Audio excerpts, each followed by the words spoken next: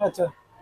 दुसरी गोष्ट, हा जो जी आर आहे तो हा कलम हा सेक्शन तो पॅरा समजावून सांगण्यापेक्षा मला जो जी आर कळला आहे तेवढं मी तुम्हाला माझ्या भाषेत सांगतो. बरोबर.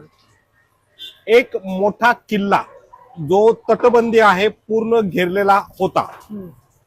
त्या किल्ल्यामध्ये आज सुद्धा मोठमोठे लोक बसलेले आहेत आरक्षण मिळून. नेते बरेच लोक असे आतमध्ये बसलेले आहेत, योद्धे बसलेले आहेत. पाटील साहेबांनी त्या किल्ल्याचा दरवाजा तोडला. जीआरच्या माध्यमातून तुम्हाला असं म्हणाल म्हणजे हा जी आर माझ्या मते एक मोठा किल्ला होता, त्या किल्ल्याचा दरवाजा पाटील साहेबांनी तोडलाय. ओके.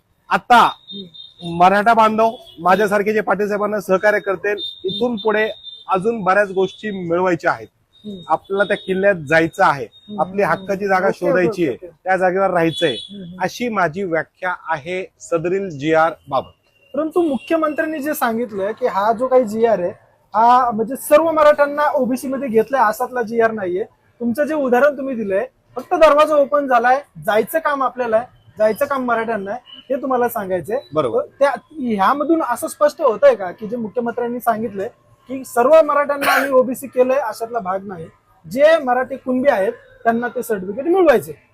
आता त्याच मुख्यमंत्र्यांची जबाबदारी आहे. एखादं जी आर तुम्ही काढतायत, एखादं परिपत्रक तुम्ही काढतायत, ते परिपत्रक असं असं आहे हे एक्सप्लेन करणं आवश्यक होतं. परंतु आतापर्यंत मंत्रालयातून मुख्यमंत्र्याकडून कुठेही या जी आर कसा आहे कसा लागू होईल याचं स्पष्टीकरण देण्यात आलेलं नाहीये. म्हणजे आज सुद्धा मराठ्यांना कुठेतरी अंधारात ठेवण्याचा प्रयत्न चालू आहे. हे मान्य करताय तुम्ही की कुठेतरी अंधारामध्ये ठेवण्याचा प्रयत्न करताय चालू. मग हा जो मुद्दा आहे, मनोज दादांनी मुंबईमध्ये हे जे त्यांना वेळ दिला होता, अजून 1-2 दिवस उपोषण लांबून हे सगळं क्लिअर करून घ्यायला पाहिजे होतं का? मनोज जरांगे पाटलांच्या निर्णयाबाबत मी काहीच म्हणू शकत नाही. त्यांनी जे केलं ते योग्य केलं. ते आमचे नेते आहेत, मी त्यांचा वकील आहे.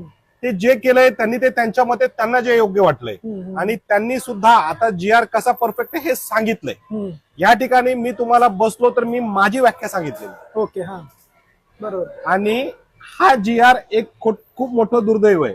हा जी आर सदावर्तीला कळाला, हा जी आर हाकेला कळाला, ते सांगतात रडून रडून, पण आमच्याच बांधवांना काही बांधवांना तो कळत नाहीये. बरोबर. पाटील साहेबांनी जे उपोषण केलं त्याच्यातून त्यांनी मिळवलंय. बरोबर. काय मिळवलंय कसं मिळवलंय हे येणारा काळ सांगेल. परंतु हा ऍडव्होकेट वाजेद खान एवढंच सांगतो की पाटलांनी त्या किल्ल्याचा मेन दरवाजा बुरुज तोडलाय. आता आपल्याला घुसायचंय आणि आपल्या हक्काची जागा घ्यायची. पाटील बोलले होते आता जे तुम्ही सांगितलं की आमच्यातल्या काही बांधवांना हा जी आर अजून समजला नाहीये, जे तुमच्यातले काही बांधव या जी आर ला ट्रोल करतायत त्यांच्यासाठी पाटीलनी सांगितलं होतं की आमच्यातल्या काही बांधवांना मी विचारात घेतलं नाही आणि त्यामुळे हे लोक याच्या विरोधात जी आरच्या विरोधात